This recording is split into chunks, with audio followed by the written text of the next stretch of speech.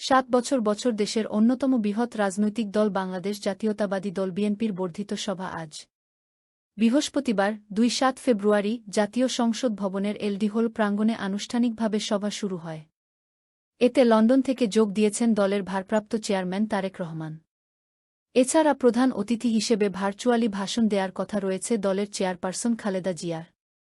সকাল 10:30টায় পবিত্র কোরআন তেলাওয়াতের মধ্য দিয়ে শুরু হয় সভার আনুষ্ঠানিকতা। সভায় স্বাগত বক্তব্য রাখবেন দলের মহাসচিব মির্জা ফখরুল ইসলাম আলমগীর। সভার শুরুতেই বিগত আন্দোলনে এবং জুলাই অভ্যুত্থানে নিহতদের স্মরণে ১ মিনিট নীরবতা পালন করা হয়। শোকপ্রস্তাব পাঠ করেন সিনিয়র যুগ্ম মহাসচিব রিজভী আহমেদ। সারা দেশ থেকে আসা প্রায় ৪,০০০ প্রতিনিধি এতে অংশ নিচ্ছেন। সভার প্রধান এজেন্ডায় রয়েছে জাতীয় নির্বাচনের প্রস্তুতি ও ভবিষ্যৎ কর্মপন্থা। তৃণমূলের নেতাদের দেয়া মতামতকে গুরুত্ব দিয়ে তৈরি করা হবে দলের কর্মপরিকল্পনা। সভায় দলের নীতি নির্ধারণী পর্যায়ের একাধিক নেতা জানান, বিগত আন্দোলনের মূল্যায়নের পাশাপাশি আগামী সংসদ নির্বাচন পর্যন্ত দলের কর্মপরিকল্পনা কী হবে সে বিষয়ে মতামত নিতেই এই সভা ডাকা হয়েছে।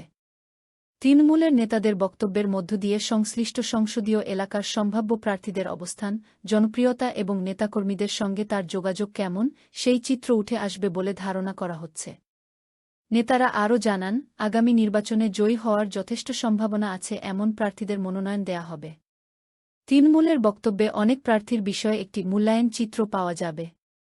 সংসদ নির্বাচনে প্রার্থী চূড়ান্ত করার ক্ষেত্রে তৃণমূল নেতাদের মতামতকে গুরুত্ব দেয়া হবে।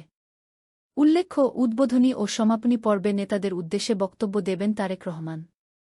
সংসদ নির্বাচনের প্রস্তুতি, ঐক্য ও শৃঙ্খলা ধরে রাখাসহ নানা দিকনির্দেশনা দেবেন দলটির ভারপ্রাপ্ত চেয়ারম্যান, যা মাঠে বাস্তবায়ন করবে তৃণমূলের নেতারা।